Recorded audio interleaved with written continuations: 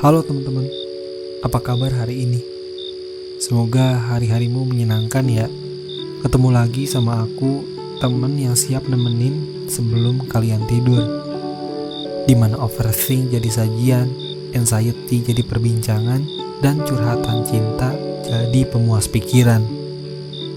Gak cuman sekedar obrolan, tapi temen di kegelapan malam, yang semoga obrolan ini penuh arti yang mendalam.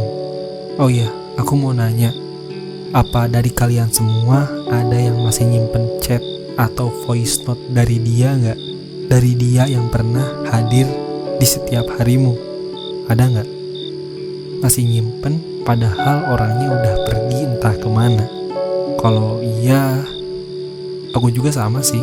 Aku juga pernah nyimpen chat dan voice note dari dia, dengan harapan siapa tahu kalau kangen bisa lihat jejak-jejak atau denger suaranya.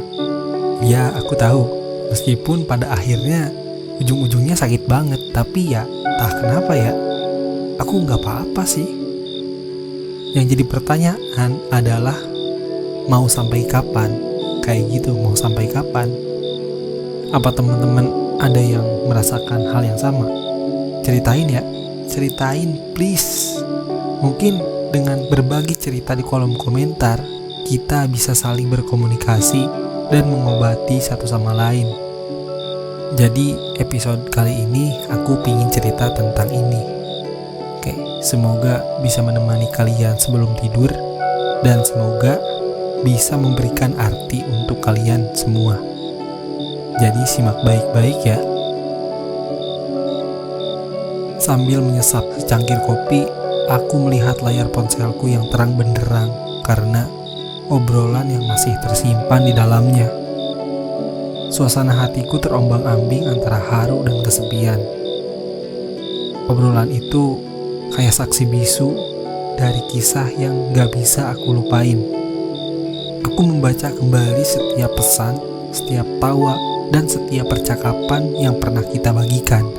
Ada yang sampai jam 12 malam, jam 2 subuh, atau history video call nemenin kamu sampai tidur. Tapi sedikit pun gak bisa kurasakan kehadiranmu di antara kata-kata yang terpampang di layar itu. Di meja seberang, kursi yang dulunya jadi tempat kamu duduk sekarang kosong. Keheningan ini menyusup masuk dan merayap ke setiap sudut hatiku. Bagai kenangan yang membisu, chat di ponselku masih menyimpan jejak-jejak cerita kita. Tapi gak ada lagi getaran pesanmu yang membuat hatiku ikut berdebar. Aku ngeliat ke sekitar, mencari-cari wajahmu di antara orang-orang yang berlalu. Seolah-olah kamu bakalan muncul dari sudut kafe dengan senyum manismu seperti biasa. Tapi hanya hampa yang menjadi tatapanku. Kadang-kadang aku ngerasain getaran di ponselku dan berharap itu adalah pesan darimu. Tapi setiap kali itu terjadi, ternyata cuman pesan dari orang lain atau notifikasi yang gak berguna, yang mengingatkanku kalau kini kita berada di dua dunia yang terpisah. Chatnya masih disimpan, tapi orangnya udah pergi. Kamu seperti bayangan yang melintas begitu cepat, ninggalin aku dengan rasa kehilangan yang mendalam. Sekarang cuman kenangan yang tersisa di layar ponsel dan secangkir kopi yang menjadi saksi bisu dari kisah kita yang pernah indah. Sekarang dengan mata penuh tekad, aku menghapus tiap jejak obrolan kita. Suara klik yang lembut dari sentuhan jari di layar memberikan perasaan pembebasan. Meski ya hatiku masih berdebar-debar, masih ada rasa penyesalan. Sambil menatap layar yang sekarang bersih dari kenangan, aku merasakan langkah-langkah keberanian mulai menuntunku. Aku meraih cangkir kopi yang tersisa dan meneguk isinya dengan penuh kesadaran. Momen ini bagiku adalah awal dari babak baru. Dengan mantap, aku meletakkan ponselku di saku dan berdiri dari kursi yang selama ini kita bagikan. Melangkah keluar dari kafe, aku ngerasain angin sepoi-sepoi yang menyapa wajahku. Langit senja memancarkan warna-warni yang indah, memberikan semacam pelukan dari alam yang memberiku kekuatan. Aku memutuskan untuk melangkah tanpa memandang ke belakang. Setiap langkah adalah kesempatan baru. Setiap detik adalah waktu untuk menyembuhkan diri.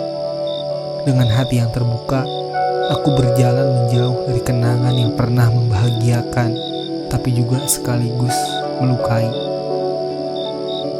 Perginya chat di ponsel cuman awal dari perjalanan ke depan yang gak terduga.